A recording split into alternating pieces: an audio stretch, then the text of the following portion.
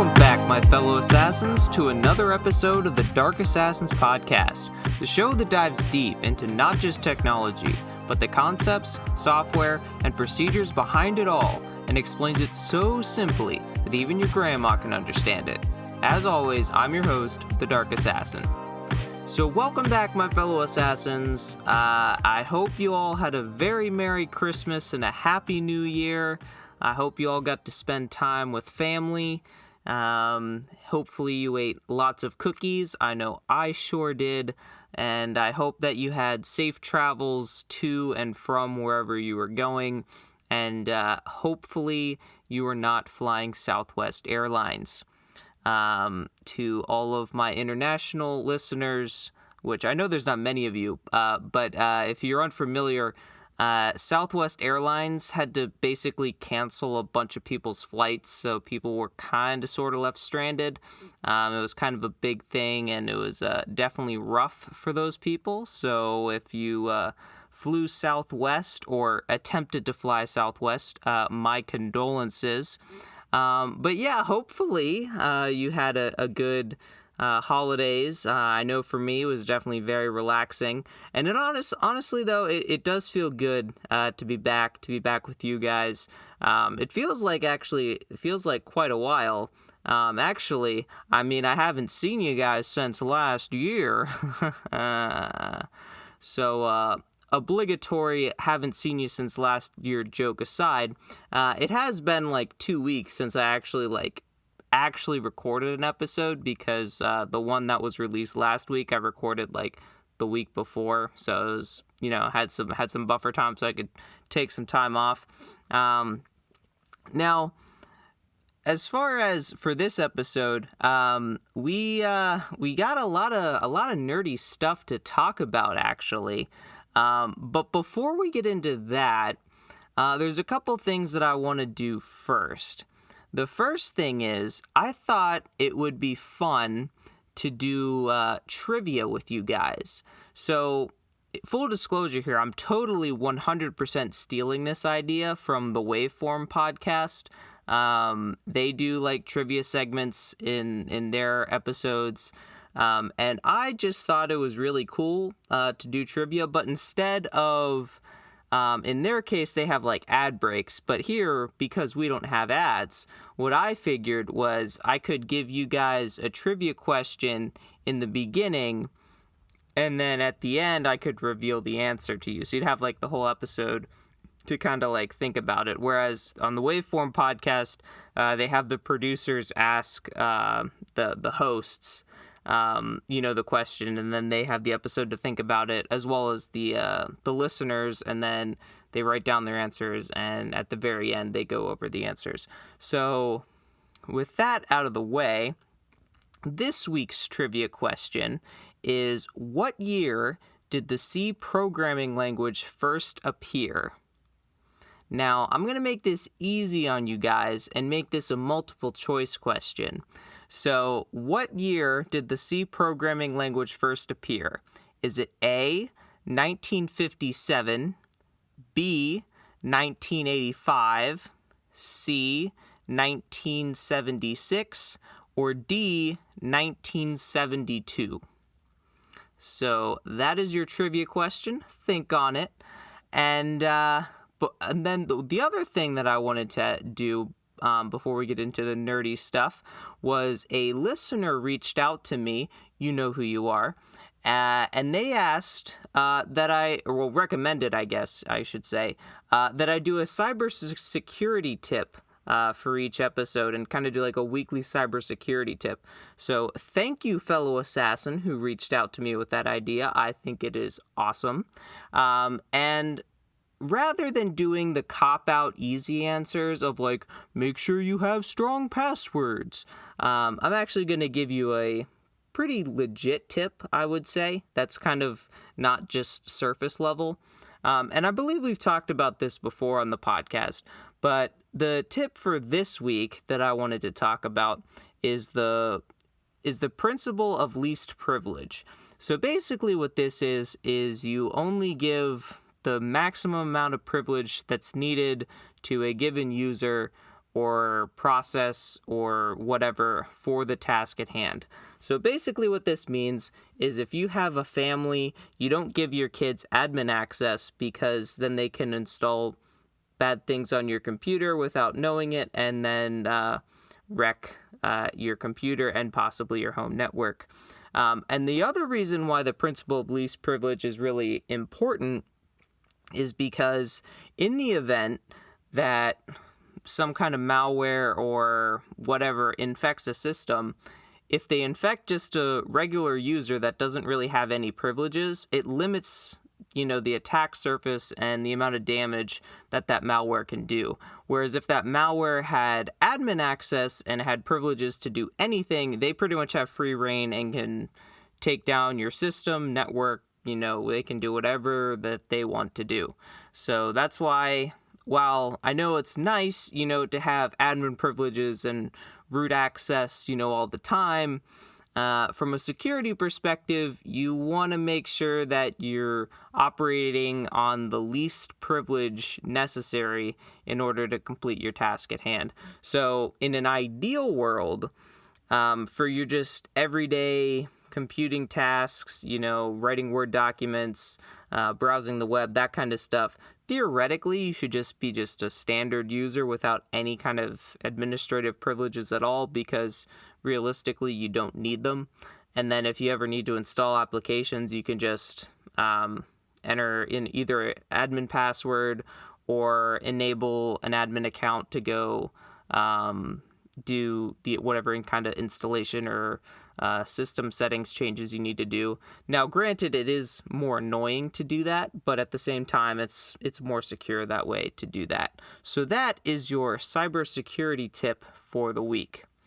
Now, as I've alluded to multiple times, let's get into what nerdy stuff have I been up to this week. So, as I mentioned, it's been a while since I talked about the nerdy stuff I've been up to.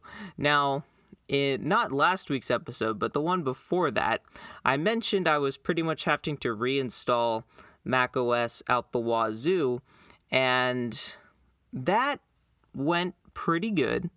I did have one hiccup, which when I talked... So, one thing that I wanted to do over this break was implement my backup script again and run it again, because I think I finally fixed it and I wanted to test it out. So we're going to get into that closer to the end of the nerdy things I did.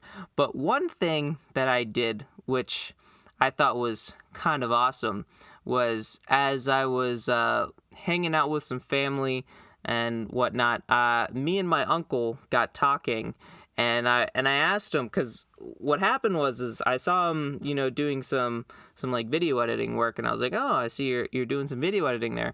And he was basically putting together like a montage of one of the sports teams that is his kid's involved in, my cousin. And I was talking to him, and he was saying how, he kind of wants to build his own computer so it can be more powerful and have more RAM and more storage. And, he was kind of getting tired of having to use external hard drives and whatnot. And I was like, boy, do I have a solution for you. So basically what it boiled down to was I basically was talking like I do here on this podcast for, I don't know how long we were talking. It didn't feel that long, but in reality it was probably like at least 45 minutes to an hour, if I'm being honest. And we were basically I was basically just, talking shop, talking like, memory upgrades and building a NAS or using a Synology and like how to configure it. And I had a blast, as you probably could expect. And it was just fun to kind of like actually hear someone else's needs and their use case and try to like help them out, to, try to figure out what would be the best course of action for them. And it was kind of funny because he was mentioning how it'd be nice to have, like 32 gigs or 64 gigs of RAM. And I was like, yeah, I have a server at my house that, has like 192 gigs of RAM. And he was like, what? what did you use that much RAM for? And I was like, well, I do a bunch of like virtualization stuff and run a bunch of VMs, and I kind of need a lot of RAM for that. But yeah, it was a fun conversation. The funny thing was though, he was kind of joking that he should hire me as like a consultant or like a contractor for like his NAS build and computer build that he was thinking of putting together, which I thought was kind of funny. But it would also, I mean, I wouldn't be opposed to helping him out with that either. And I don't know if this would, and changing topics, I guess, a bit.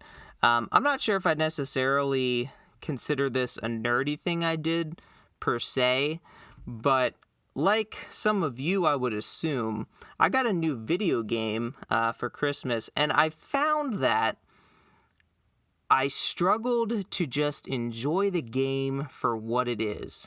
The software developer inside of me was nitpicking at every little thing and being like, I wonder how they coded this part.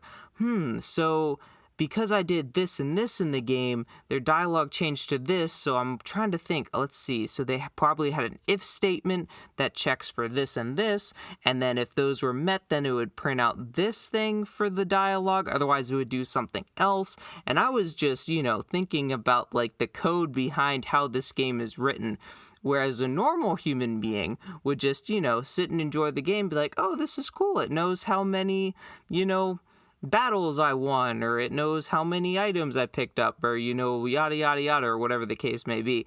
But I was like, actually thinking about what the code does, and basically kind of trying to reverse engineer this game on the fly, like as far as like some of the dialogue options, because it's part of it was hinging upon what you've already completed in the story. So yeah, I thought that was kind of funny. So, before I get into the backup script, there's one other thing that I wanted to mention, and that also came thanks to my family get-together, and that being my cousins gave me this excellent idea for a program to make. So, shout out to you, cousins. Thanks for the idea if you're listening. So, when me and my cousins get together, one thing that we like to do is we like to play card games and board games. And one of the card games that we were playing when we got together was the card game War. And if you're not familiar with that card game, basically you deal out all the cards, and then you keep them all face down, and then you flip one card over one after the other, and whatever card value is higher, that person wins. And then in an event where you have the same number, you put down like 3 cards, and then you flip over the 4th one, and whoever has the highest one wins. And it's basically the object of the game is to get all the cards. So we were kind of wondering what happens if someone eventually gets both of the Jokers. Now you can play War without the Jokers, but we always like to play it with the Jokers because we think it's more fun that way. And basically the Joker is like the ultimate trump card, so it beats everything except another Joker. So we were wondering, is there a point where if you have both Jokers, it's only a matter of time until you win, and is it even worth playing anymore? Now, this gave me the idea of I should write a simulator to simulate war games. So that's exactly what I did. I used my good friend C++, and I created a simulator to just play war. And it worked pretty good. One thing I didn't test though was the tests I was running was just assuming that you have a fresh deck fully dealt out and one person has both Jokers. Now, the situation that we were more thinking of was if someone gets both Jokers closer to, I don't know if you could say closer to the end of the game, because if you've ever played War, this game can drag on for quite a while. But it was at the point where one person had I don't know, let's say 40 cards and both jokers, and the other person had the remaining cards. So we were kind of wondering, is there, if like a situation like that is the case, would having both jokers essentially basically mean you inevitably win? So I didn't, test like that specifically. I didn't find the point where essentially the scale tips essentially. But if it's a dead even heat and you both have the same number of cards, one person has both jokers, I regret to inform you, cousins, if you are listening, that that does not guarantee that you will win, unfortunately. Now, that's not to say that, like, as I mentioned previously, if you have, say, like, 40 cards and you have both jokers, that at that point, it's essentially inevitable that you'll win. Although, because of the whole war aspect, if you both put down the same card value, then you have to put down 3 other cards and then flip your last one over. That's generally where the jokers get lost. So it's still, I guess, feasibly possible. So I don't think there's ever really a chance that you could truly say definitively that if you have both jokers, you'll always win. Unless you get super nitty gritty. Like I was saying to my brother also over the break, like how like, specifically in sports where they're like, oh, it was the first time ever that someone 35, like for basketball, for example, someone 35 had, 40 points and 20 assists and 10 rebounds in their second stretch of the season with their third NBA, and they get like super like down to like the fine details that, like, well, I mean, if you want to get that fine, fine with it, like you could make anything the first of its kind, right? So like that's pretty much what you kind of have to do to find a case where having both jokers would end up being a guaranteed win, essentially. Like you'd really have to manipulate the situation to favor the jokers. Like, yeah, if the other person only had, say, like a 5, a 6, and a 3, then I mean it's not guaranteed, but like it's almost certain that they won't win. But it's kind of stuff like that. So with that out of the way, let's talk about this backup script, because that is where things start to get interesting. So, as I mentioned, I reinstalled macOS I don't know how many times before I left for vacation. Now, I successfully reinstalled macOS Monterey on my Xserve, and everything was great, reconfigured SSH to work, and got everything up and running, and it was all good. So then I ran the backup script when I got home to my parents' house, and everything seemed to work good. And then so I ran it overnight because, it's going to run a long time, so might as well run it overnight. And I woke up the next morning, and wouldn't you know it, the backup script failed again. But the good news is it got further than last time. So if you'll recall, last time when I ran it, it tried to copy the archive file over to the Xserve, but it stalled out there because it didn't have the proper SSH keys. Now, this was not the issue this time. It actually started the copy, but essentially what happened was the SSH connection got interrupted and broke for some reason.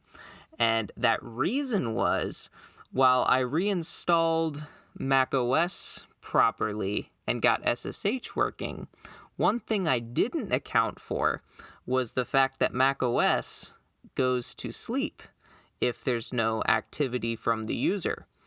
So a remote SSH connection doesn't count. So because of that, I was copying over the archive file, and then my Xserve was like, oh, there hasn't been any user activity. I'm going to sleep now. So then it goes to sleep, cuts off its network access from the SSH SCP file copy, and that breaks it, and the backup script fails. So I realized that, and then because of my amazing home lab, I remoted into my home lab and created a remote desktop instance of my Xserve, because on my Guacamole instance, I have Wake on LAN signal set. So whenever I try to initiate a remote desktop session on my Xserve, it'll send a Wake on LAN signal to the Xserve before it tries to initiate a remote desktop session. So my Xserve woke right back up. I got into the desktop, was able to navigate to the sleep settings and make it so it never sleeps, ran the second half of the script again, and wouldn't you know it, it worked just fine.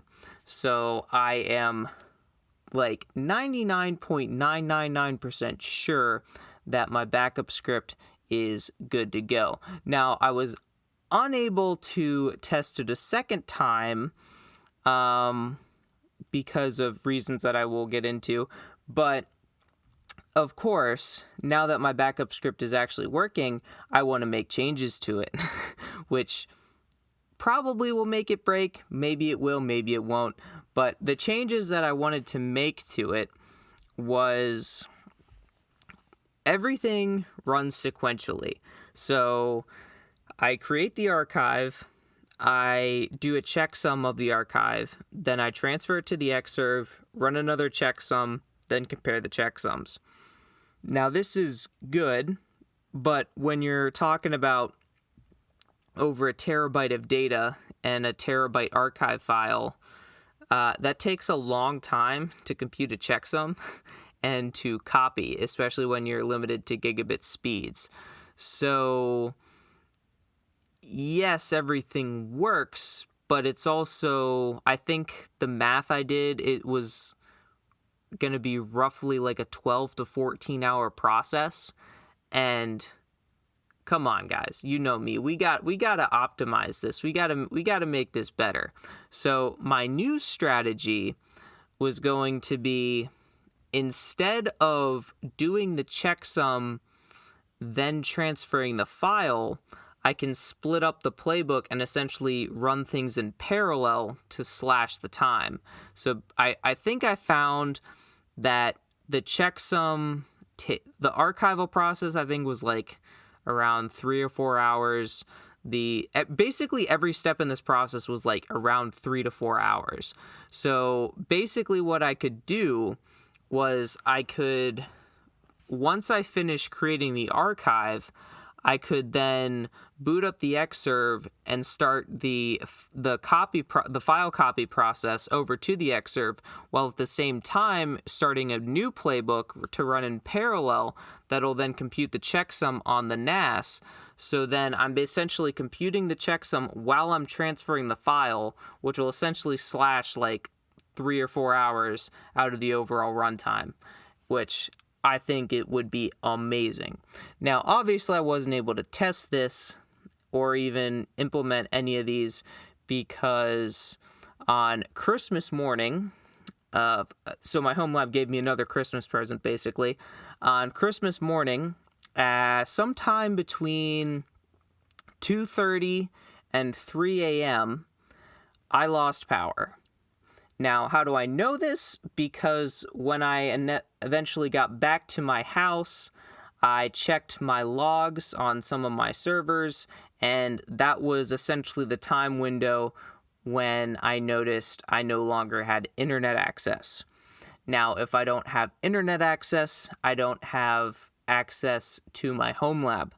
Now, the reason being is my computer that is acting as my router, in its BIOS, was set to remain off once power was restored, rather than either turning on or reverting to its previous state. So basically, when the power went out and came back on, it just stayed off. whereas what it should have done was come back on once the power came back on because it was previously on beforehand.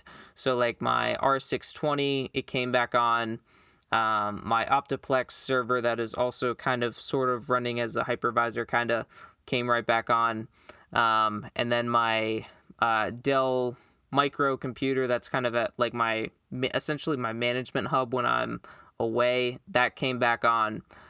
So everything essentially worked like it should, except for my router. And because the router is what allows me to VPN in because of firewall rules, I have essentially a firewall rule that says to essentially allow the VPN traffic through to my VPN server. So if the router isn't up, it can't do that, and I can't VPN back to my home network. So essentially from Christmas through to a few days after the new year, I was unable to access my home lab, which was big sad for sure. But I did eventually manage to, once I got back, I did manage to get that BIOS setting changed so it will return to the previous state. So hopefully now I should never have issues accessing my home lab again. Now I know this is probably at least the third or fourth time I've said that, but I'm hoping that this time is actually the last time, because I think I pretty much have all the potential reasons why I would lose access sorted out. Because the first one was my IP address change. I have a script to update my IP address in case it does change.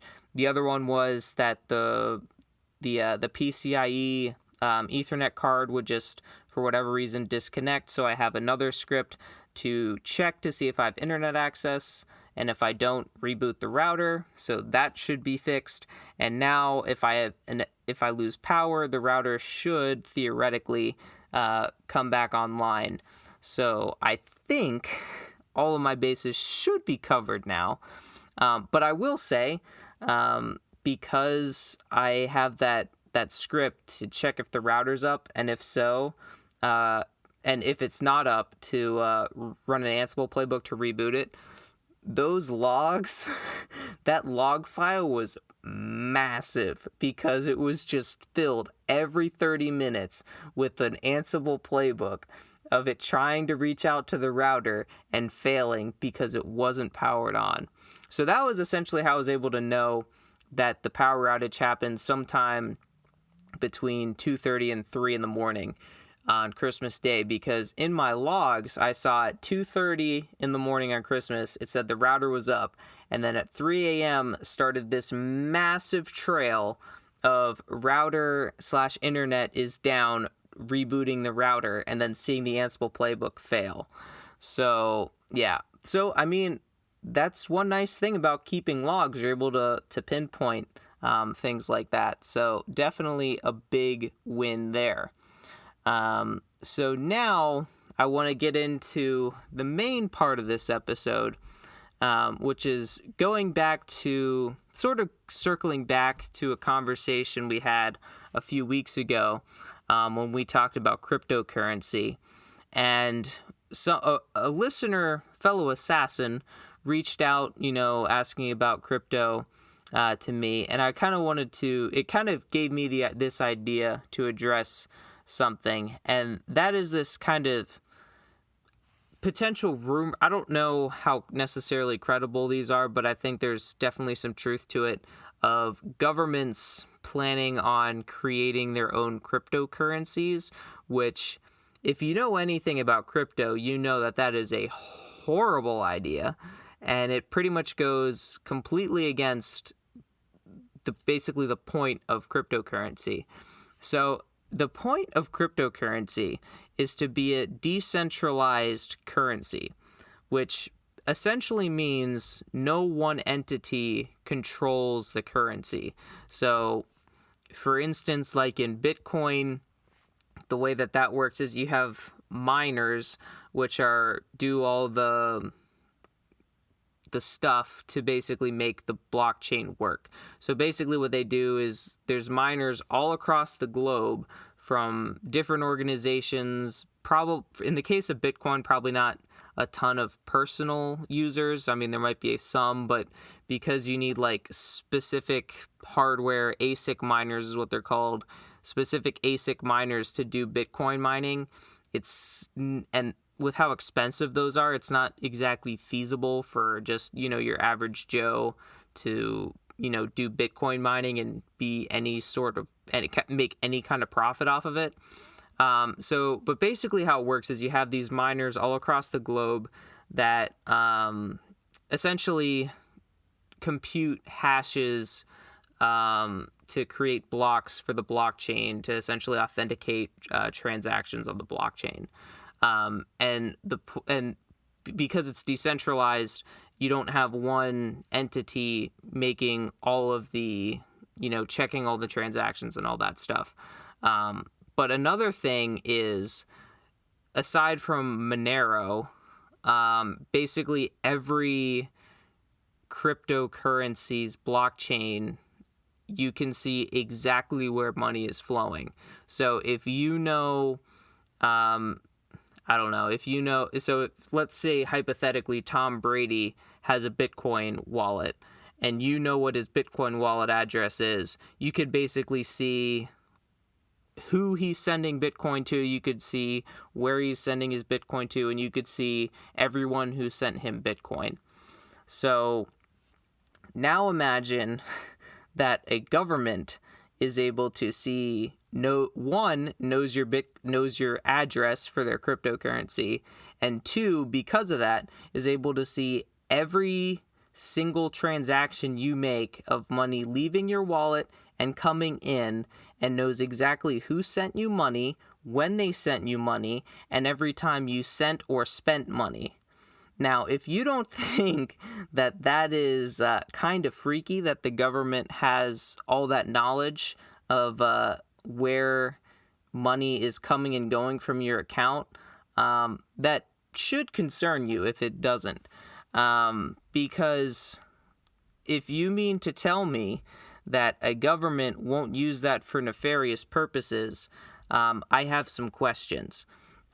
Because especially at least in the United States, over the past few years, it seems like both sides of the aisle, whenever they take power, if not their main goal, is to go after the other side and try to take them down.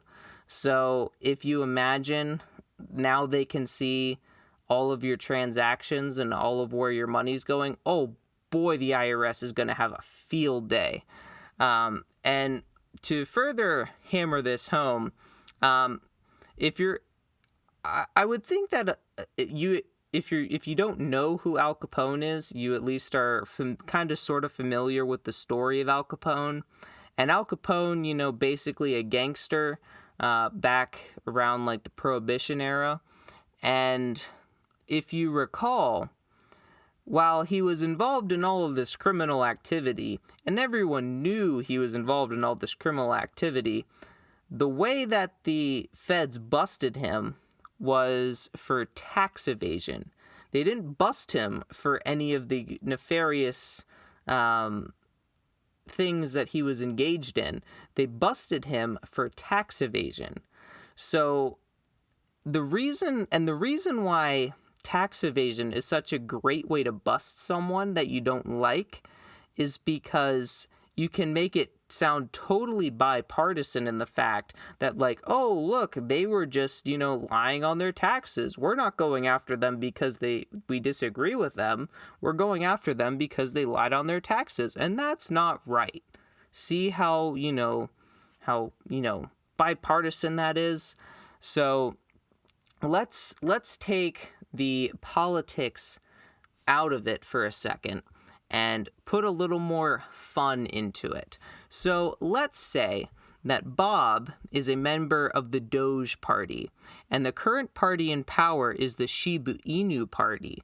Now, the Shiba Inu Party and the Doge Party hate each other. So since the Shiba Inu Party is in power, they have their own cryptocurrency. they could see every time that Bob sent money or received money, and they are able to see that Bob is sending money to the Doge Party, the Shiba Inu Party's mortal enemies.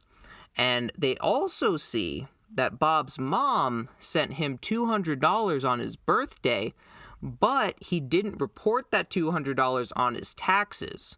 So, because Bob obviously misrepresented his income on his taxes because he didn't report that $200 that his mom sent him, well, looks like you lied on your taxes, and that is a crime, and you're going to jail, Bob. Tough luck.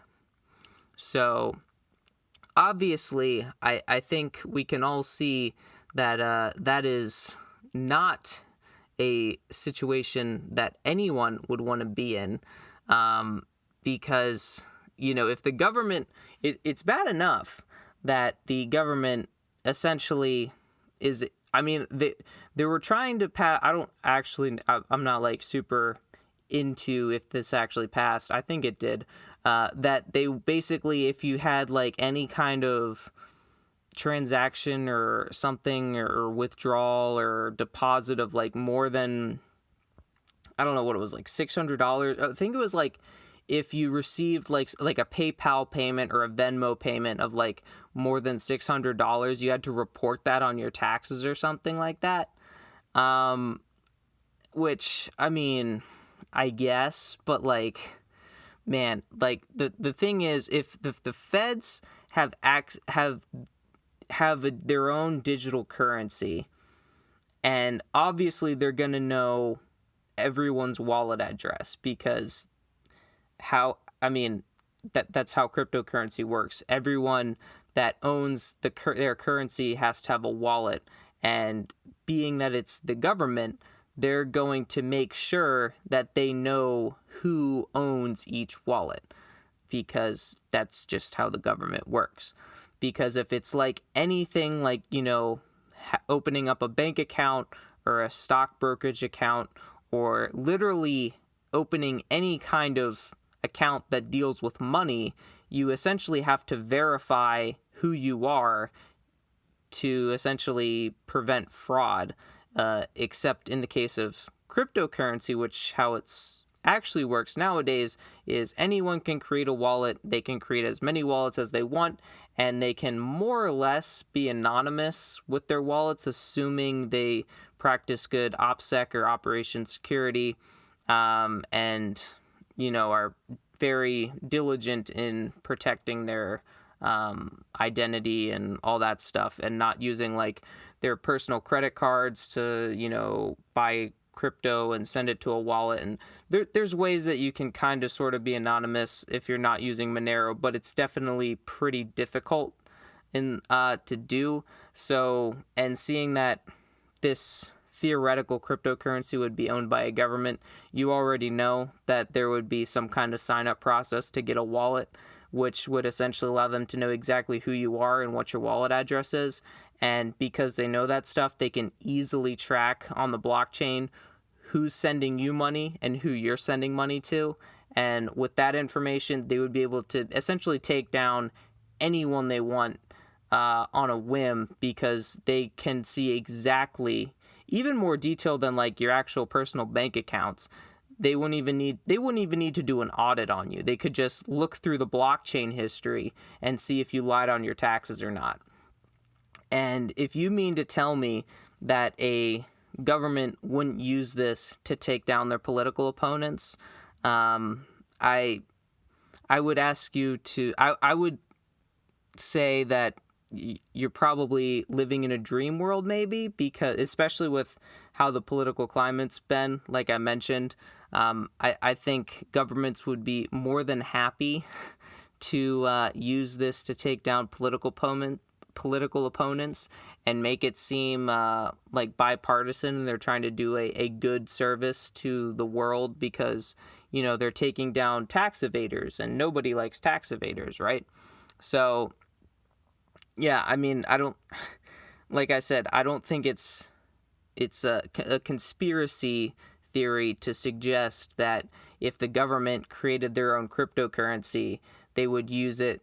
They would essentially use the fact that everything's recorded on the blockchain to track everything you bought, every person that sent you money, every place you sent money to, and essentially use this to go after people they don't like and get them on essentially some kind of money laundering, tax evasion, or some other, money-related crime that can be seen as a very, bipartisan issue on something that you shouldn't be doing, and essentially remove themselves and essentially spin it, using the political spin machine that they always like to do, to make it seem like this is not, a political move at all. It's purely just, obviously, look, they, misrepresented their income on their taxes. We're just going after them because of that reason, which I think everyone kind of knows is not true, and there's ulterior motives behind it all.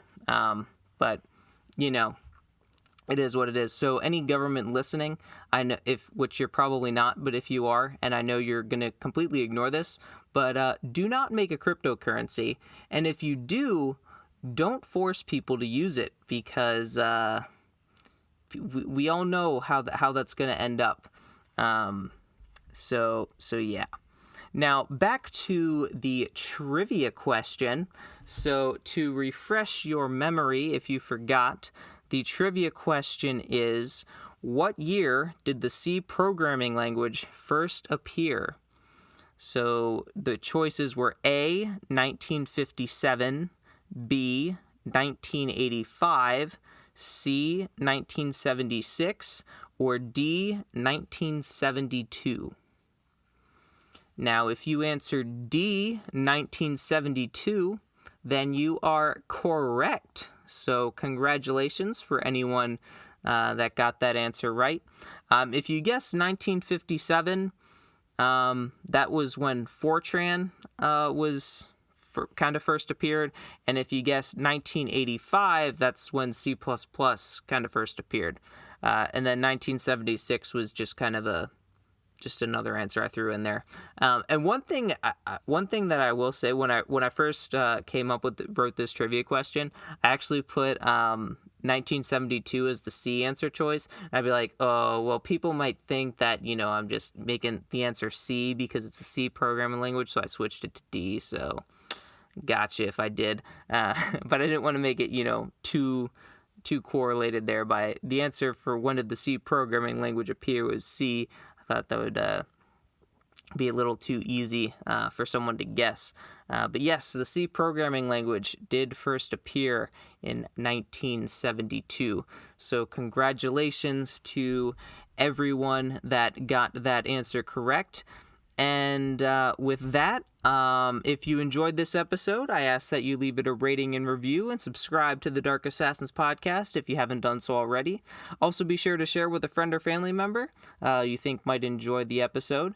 And if you have any questions about this episode or any topics you want me to answer in future episodes or any recommendations that you have for the podcast, you can send those to me at contact@darkassassinsinc.com. There's also a link down in the show notes below for that. And that's going to do it for me in this episode of the Dark Assassins podcast. Until next time, my fellow assassins, remember, bool nothing equals true.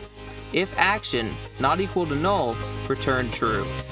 I'll see you next time on the Dark Assassins podcast.